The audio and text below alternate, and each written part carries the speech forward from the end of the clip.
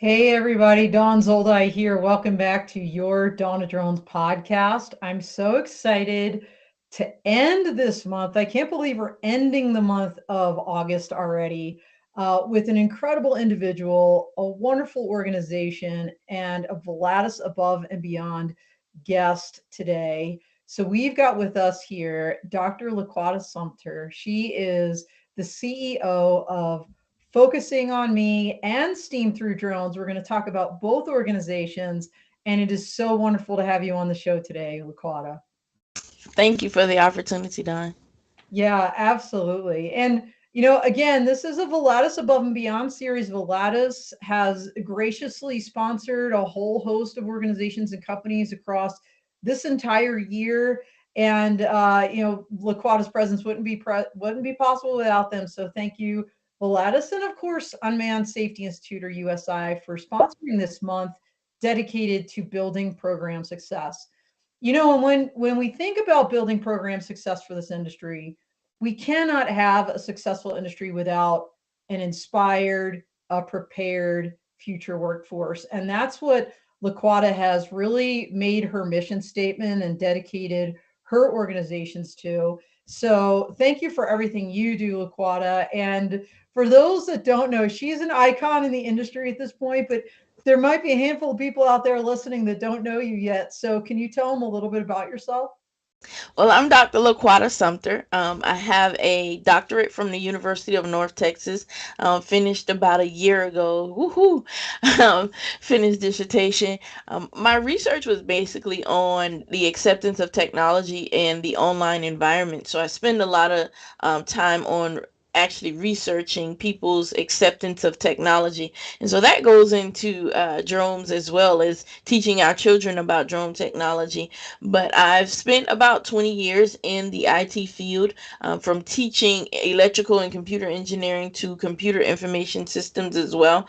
But I spent a lot of my time trying to encourage others to get into the industry and help them get the roadmap about how to get into IT as well as engineering. Well, and you've been teaching actually beyond your organizations we're going to talk about here momentarily. You've been teaching at a whole host of different universities and technical colleges. Can you kind of walk us through that?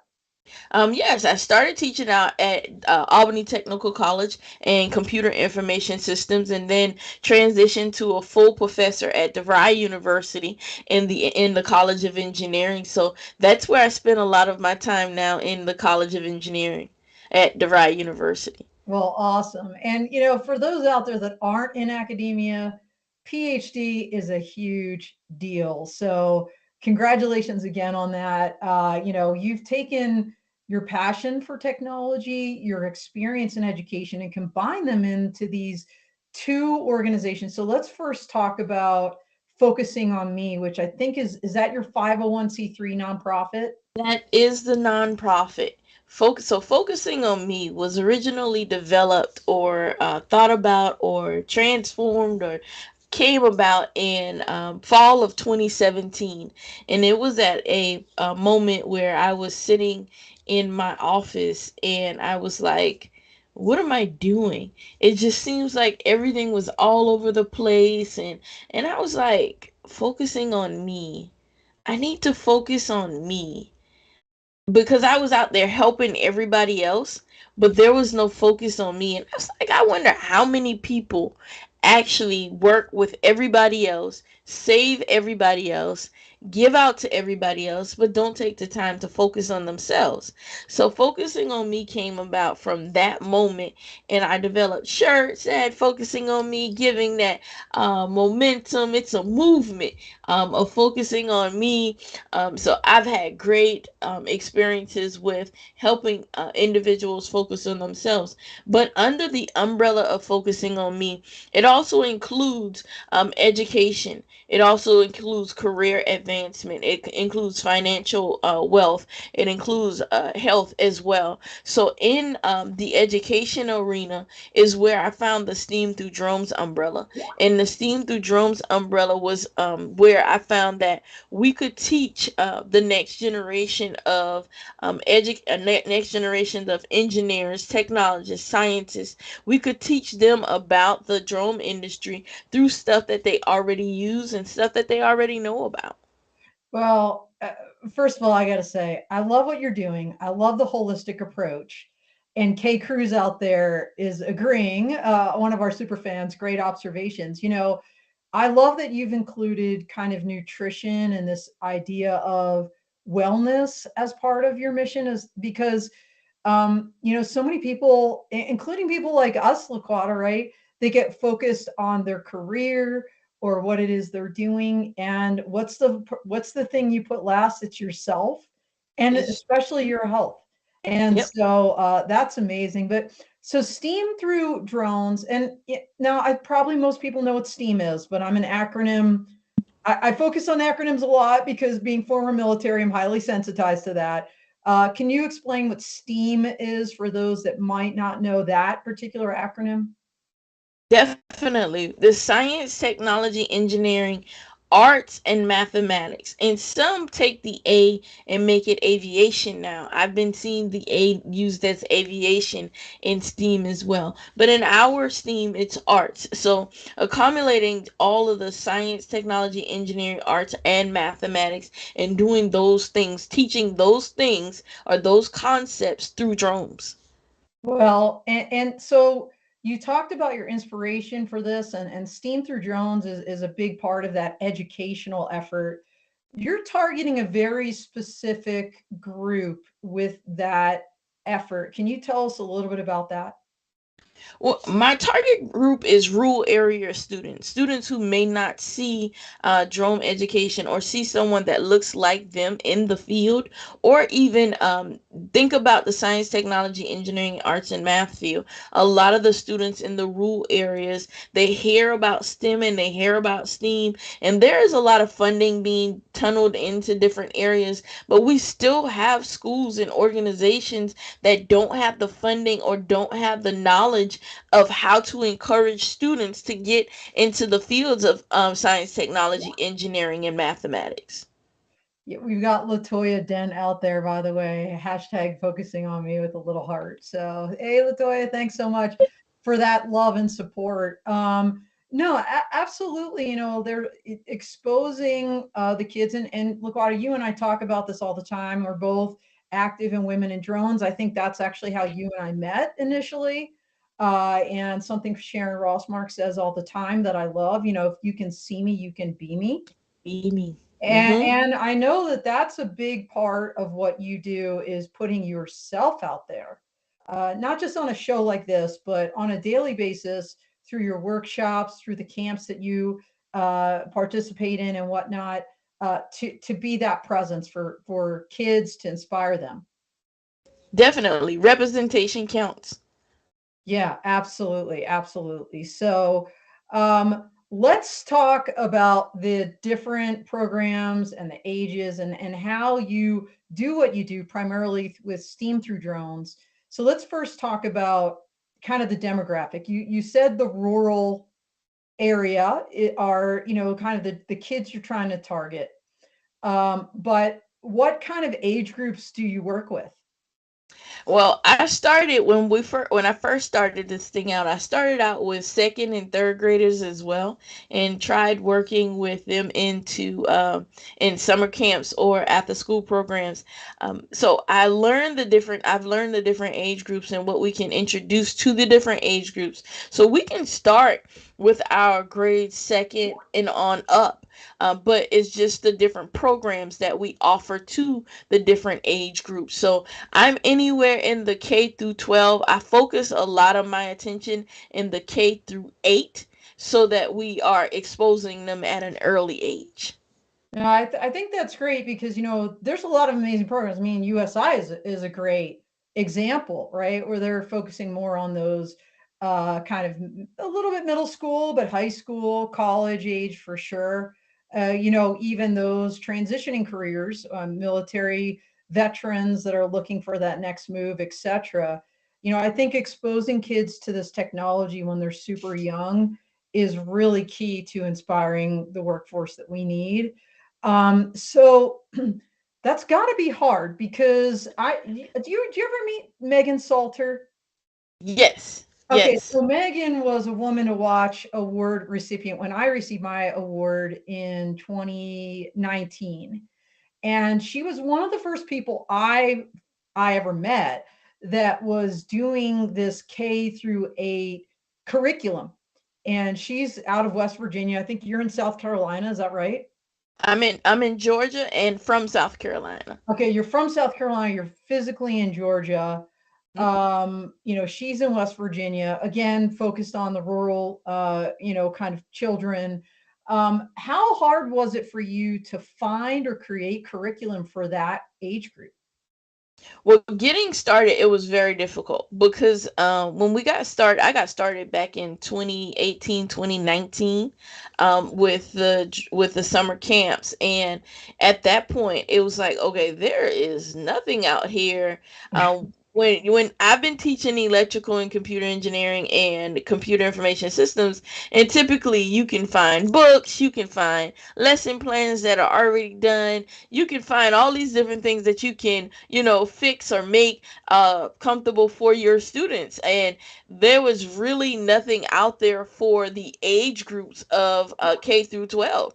So I started with developing my own curriculum with using PVC pipes, the introduction, giving them an introduction to computers, the safety, all those different wide range of curriculums. And then I finally narrowed it and said, okay, we're going to start with just the basics. What is a drone? How drones work? Safety and how to fly.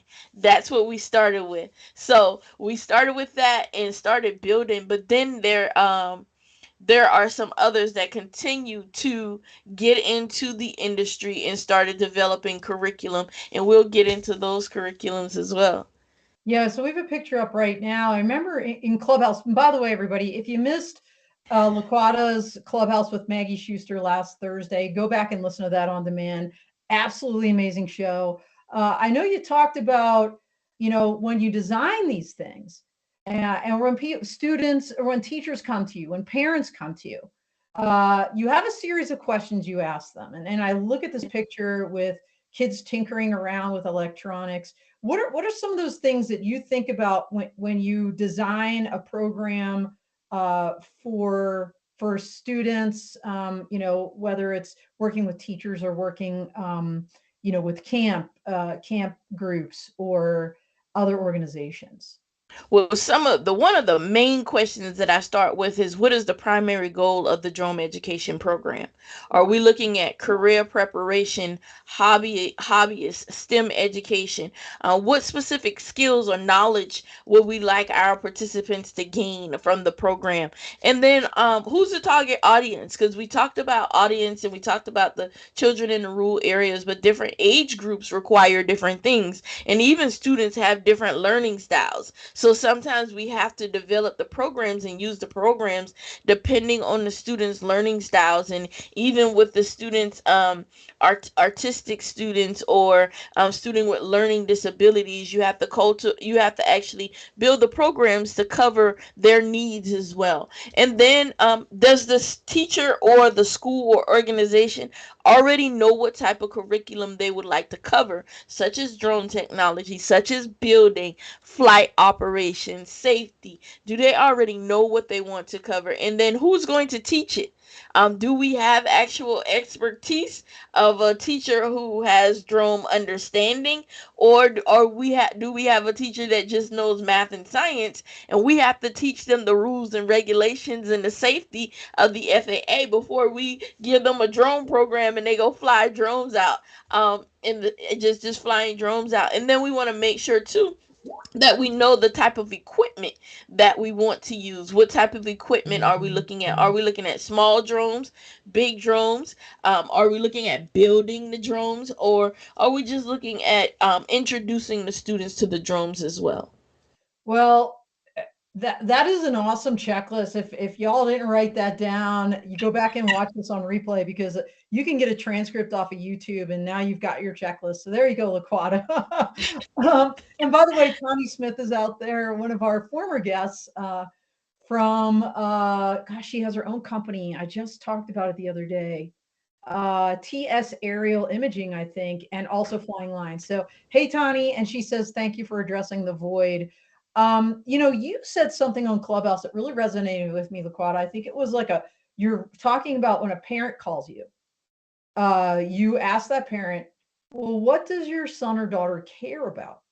And, when I think about STEAM and I think about art and why it's important to keep that A in STEAM as art, I think about that question because it may very well be, that child has a huge interest in photography, as an example, and Mm-hmm. that's a form of art.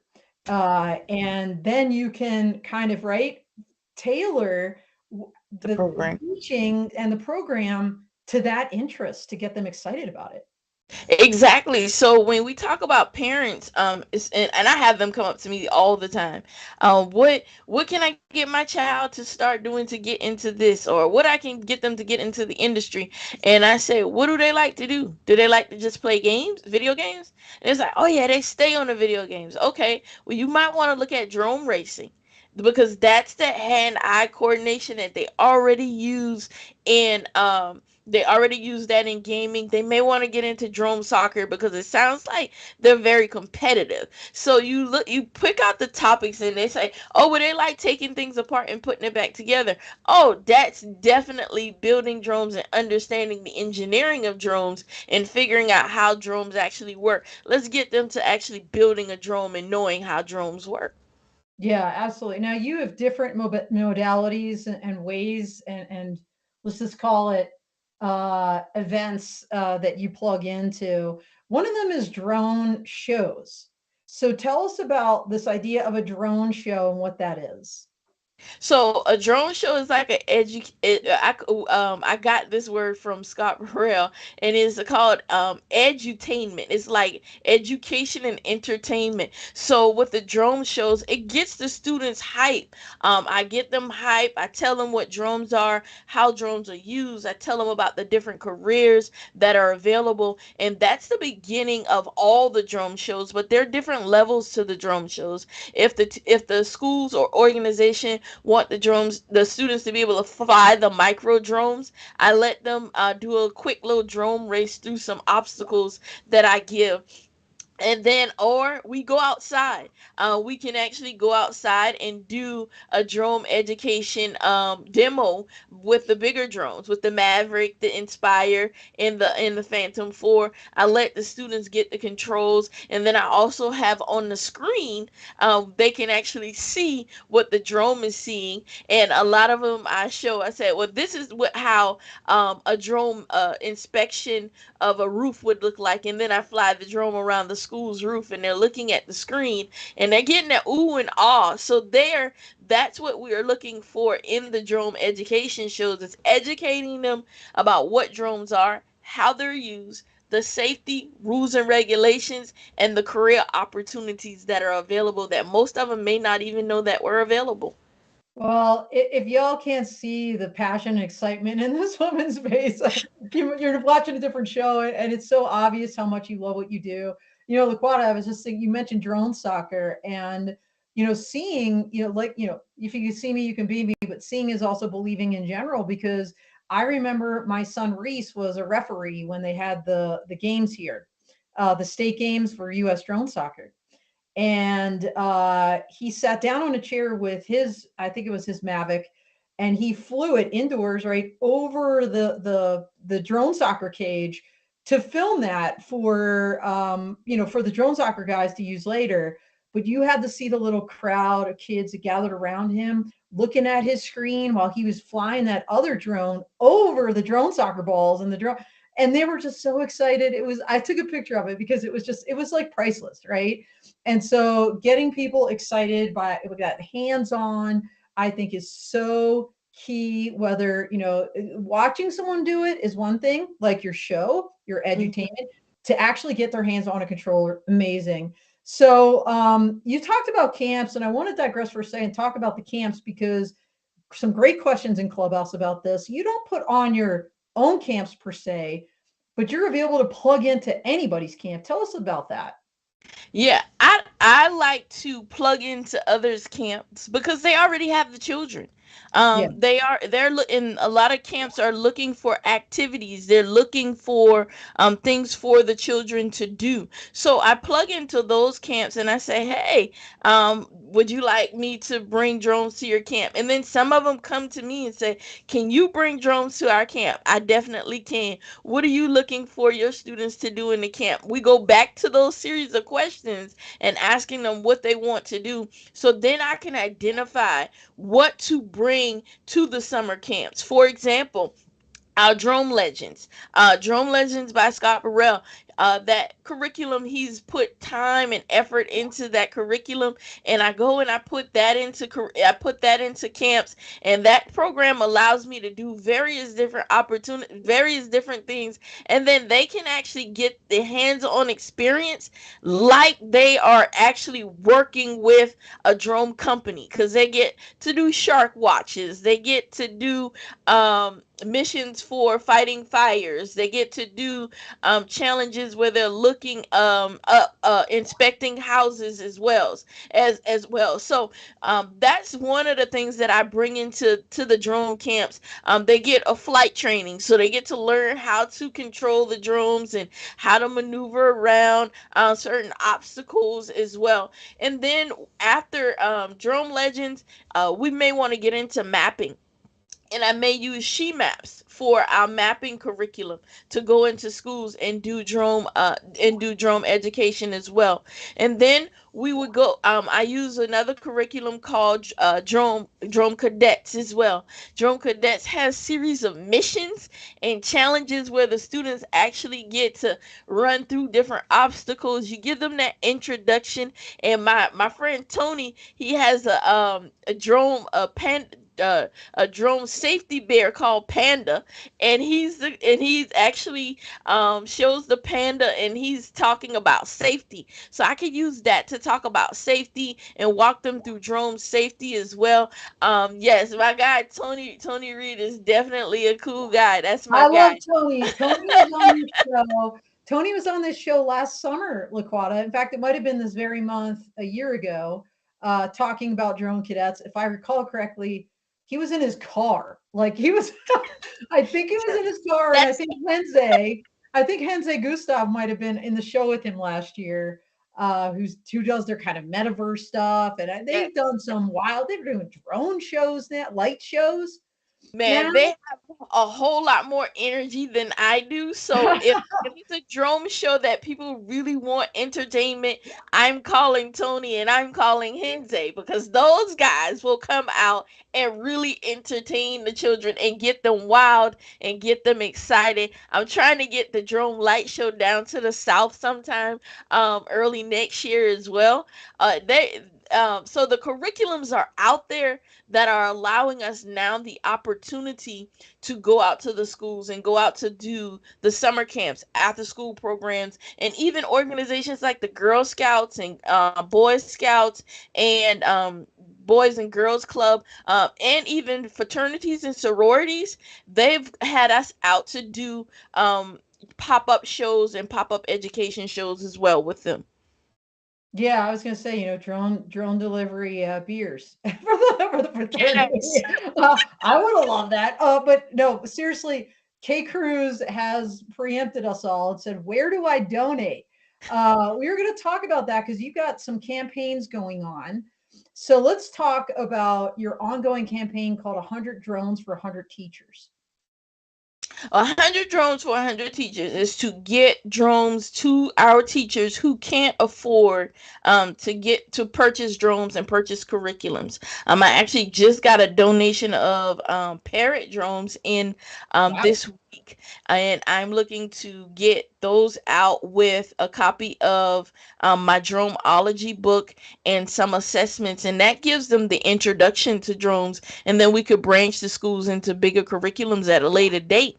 So we take those and we take that and we gift it to a teacher who shows interest in wanting to bring drones to their classroom or bring drones to their school, but just don't have the funding to do that. So 100 drones for 100 teachers. It can be found on our website as well, steam2drones.com. And we are looking to do a bigger campaign for the spring. I'm looking to do more donations for the fall and then do the campaign bigger of the giveaway for the spring. So just to back this up and be crystal clear, you actually accept, no kidding, donations of actual drones from people. That's one example, because you said Hmm. somebody gave you parrots. You also accept donations of money as Yes. well, so that you can purchase your own. Yes. Okay, and you can do both of those through your website. Yes. Okay, excellent. Let's talk a little bit about the drones. Now, you mentioned Parrot. That's a donation that you received. But there are certain drones that are better for teaching certain groups than others, and certain, I guess, subjects, if you will. Uh, Yes. can you walk us through the kind of your go-tos for some of these different, different groups and different topics? Like, if you're teaching really little kids and just basics. What's your go-to drone for that? Basics, little kids, telos. They hover, they are more controllable. They're the prop guards, they're durable. I've taken them and vetted them through kindergartners, just letting them fly them. They've hit the wall and slide down. Um, the most I've had to repair with telos is if the students hold them in their hands and don't let them go and the motors stop working, and that doesn't have happen often. So telos are my go-to for my elementaries. If I'm looking at programming, code drones are definitely drones for programming. They don't have a camera on them, so I use them basically for basic flight operation, of just teaching your pitch forward, pitch backwards, throttle up and down, type features, and then programming, teaching them in Python, JavaScript, any of those programming block code, just block coding. We would use those for that. Circuit Scribe was always my go-to for teaching electrical and computer engineering through drones because they were buildable. They have been hard to get in the market lately. I've been talking with the actual founder of the Circuit Scribe drone, trying to figure out ways that we could get those drones back in reproduction, because those are good drones to teach electrical and circuits, how they actually work. So those circuits are drawn on, and they can test them with multimeters as well. So those drones are my go-to for building drones as well. Okay, and the first company was Co-Drone, CO, like Colorado drone. Hmm. Okay, got it. I know it's not Colorado, but that's the acronym for the state. Accurate. You got a couple comments from Desi Eckstein out here, a big woman in drones. She said, assessing the student's desired skills, great approach. And then she said, here she has a question. Do you use a tablet, phone, or controller with the Tello? All right, I've used all three. And the tablet is a little bit more expensive for schools and teachers. And when using a big group, such as like 10 groups, tablets can be expensive. So I've gone into using the Android phones, which are the small track phones that you can get for about $30. And it's cheaper to get, and they work. And you can program them, and you can send the drone blocks program from the computer to the phone if you have Wi-Fi. And I also find them to be better with the Wi-Fi interference problem that we have with iPads. Now the controllers, there's the SARE controllers that go with the Tello, but I've had problems with the lagging in the Bluetooth with those controllers, so I got away from using those. And if a teacher or school wants to use a controller, I recommend them going to the mini, which has the controller, stepping up just a step, but we would have to teach at a different level than teaching the telos inside a small room. We would actually need a gym or need to be outside with the minis. You're doing so much, and you're also teaching, as you said, at the university. How do you find the time to do all these things? Like, in other words, are you focusing a lot of your STEAM through drones efforts in the summertime when the kids are out of school and you're not focused on your college courses, or maybe during holiday breaks? How are you kind of juggling all of this? And that's definitely it. Time management is important. And I tell people a lot of time, if I don't put it on my calendar, there's a 99.9% chance that I won't remember if it's not on my calendar. I even put call if my mama calls me and tells me to do something, I have to put that on my calendar so I will remember, or put it on my to-do list to remember what she told me to do. So everything goes on the calendar and my to-do list. But the camps are done during the summer when most schools have summer camps. After school programs, I may only do one or two a quarter to make sure that I don't wear myself out as well.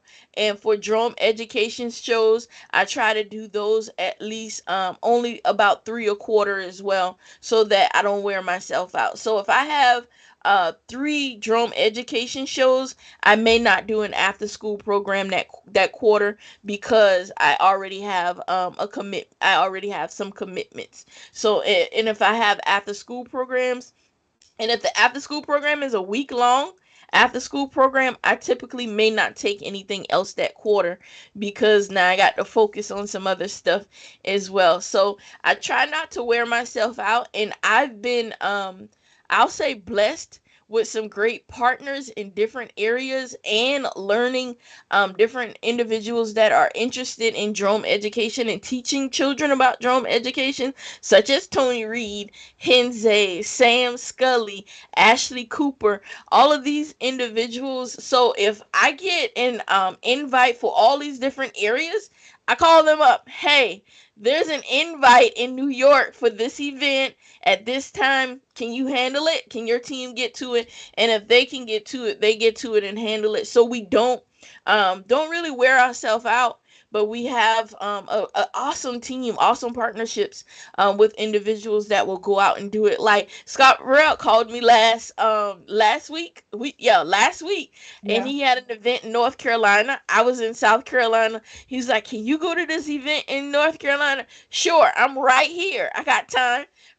Drove up to the event that afternoon and covered that event for him. So I love my drone education community.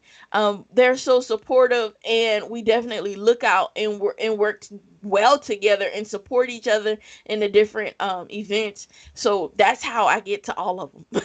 Wow, you guys have created your own drone education ecosystem. I love that. And you know what, words of wisdom. I mean, people listening out there, this is not our leadership podcast. That's the full tilt. But you're getting a lot. LaQuata here is dropping a lot of leadership nuggets.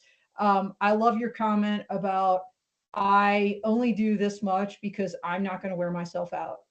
uh that is so important, and to kind of draw some lines, because if you're worn out, you're not good to anybody. And Yep. just huge words of wisdom. So if you're not a teacher, I don't care what you are, if you're an entrepreneur, if you're just listening to this, listen to what this woman has to say, because she is frankly quite brilliant. Kay Cruz, again, your work is well thought out. Thank you for being there. He's going to send you a drone. Awesome. Yeah, Thank you you. got a drone from the show. That's Thank so you. that's he's got to head out, but that's amazing. Thank you, Kay. Appreciate you, buddy. Kay was actually one of our scholars at our Law Tech Connect Energy edition this year, and I know you were a participant the last 2 years in our Law Tech Connect workshop. So, very, very cool.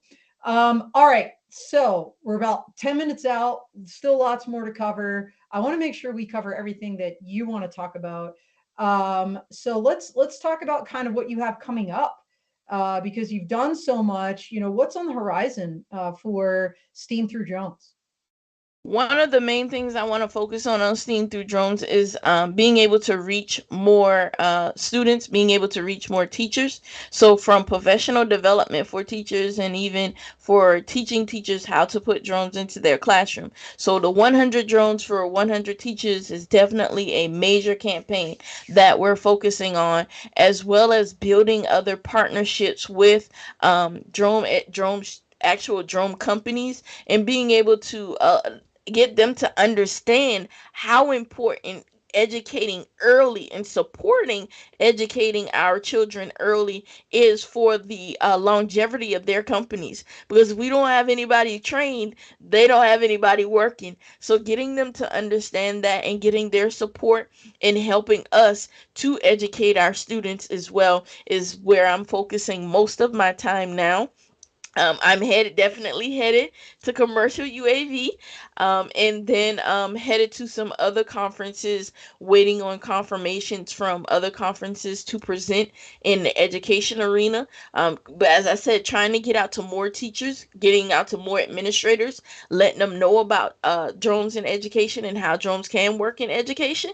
So definitely going out to those groups and presenting as well is where I'm headed, spending a lot of marketing into presenting at different educational conferences. That makes a lot of sense. And as I think about it, so many companies, they want to do something in the community, and a lot of them have their own internal efforts that, of course, that's great. It takes time away from I think their normal workforce to go out and do those events.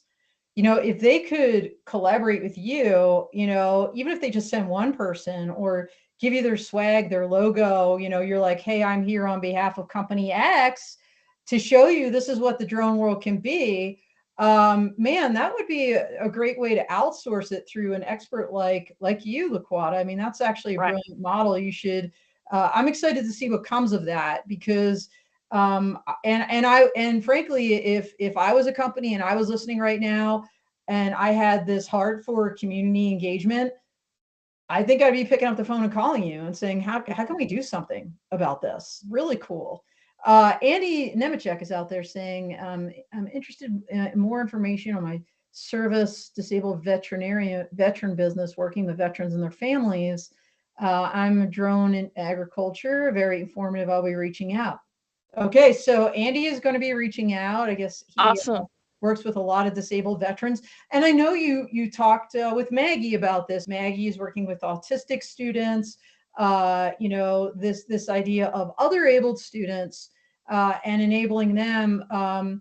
Certainly, I know your focus is on rural communities. I assume you take everyone as they come, whether they're other abled or not. If they're in that community.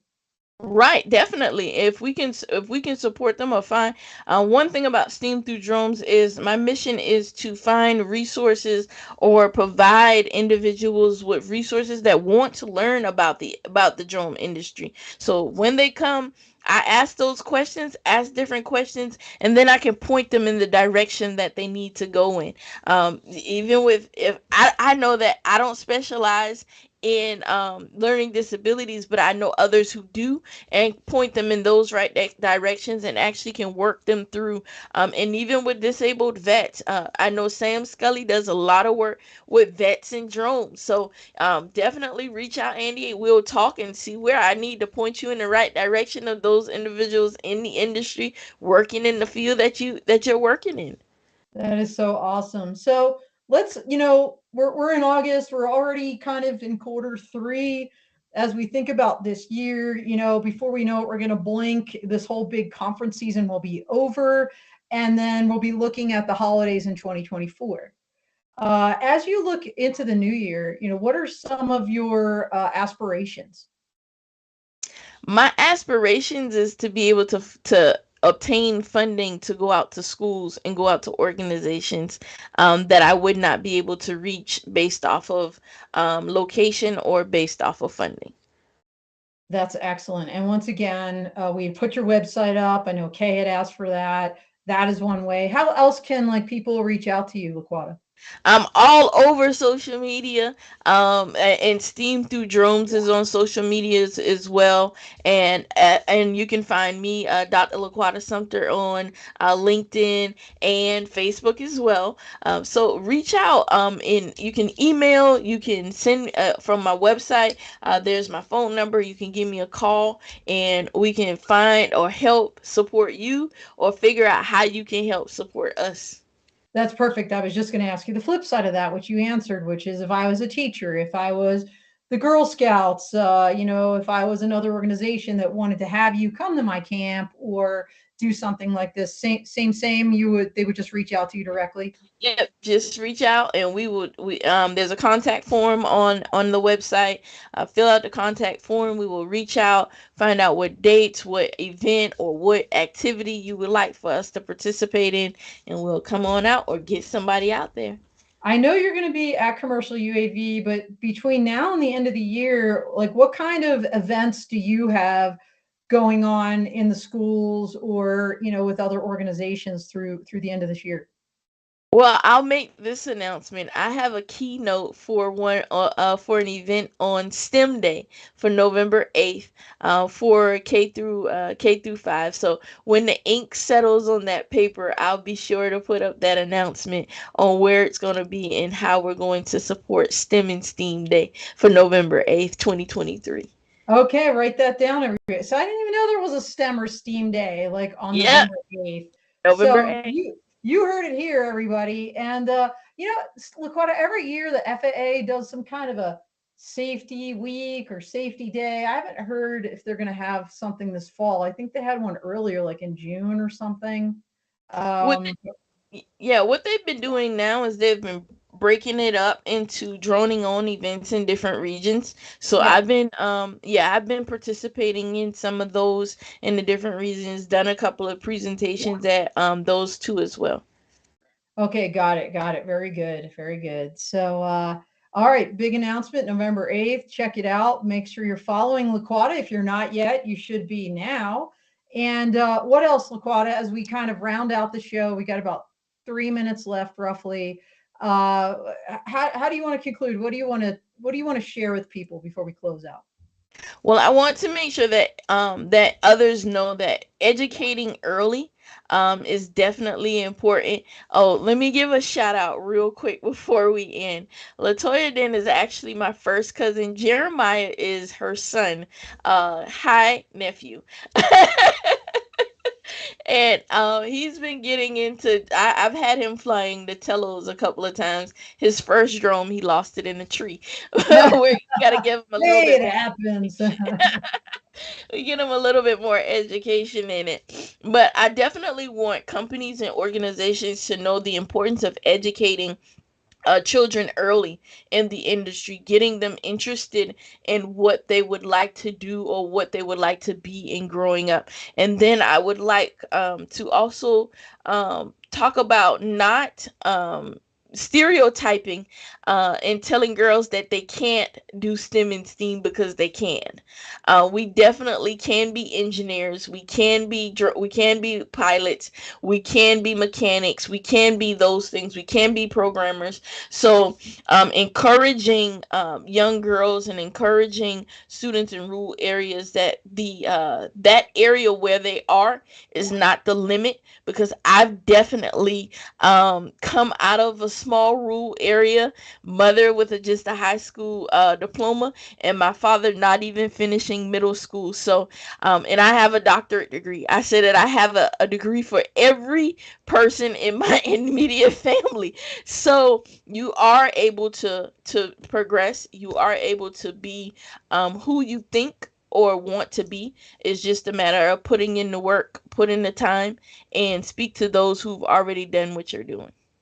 And not to genderify things, but I'm throwing out the challenge here to OEMs. I want to see that pink drone. The minute somebody makes a pink Oh, drone, I would I buy it. am I'm buying it. I'm No, buying that's it. seriously like there. Definitely. Why is there none? They're blue. There's a cool orange one. There's a red one, Fixar. Right? But I've yet to see the pink drone, and why should I Yep. have to buy a cover for it? Like, Cover. I'm Yeah, telling you, y'all make some pink drones, and there's going to be a whole slew of girls buying those. I'm just saying, because it's and boys too, and boys too. So throwing that out there. So a couple things real quick as we close out. We've got somebody out there. Thanks for the nuggets of wisdom. Somebody from San Diego. City of San Diego is getting ready to launch U.S. drone soccer. They're going to reach out to you soon. Felicity Strunts. I'm really excited to share this info with some educators here in the Nashville area. Thank you. Oh, and someone suggests rose gold. I'm all over oh that. My MacBook is rose gold. My phone, you can't see it with the lighting. My phone is pink. My headphones are pink. My Yeah, absolutely. yeah, And this is absolutely. before the Barbie movie, just for the record, okay?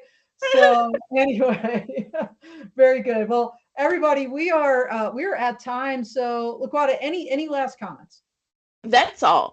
That's all I have. All right. Well, I'm so excited to see you next week in Las Vegas in person again.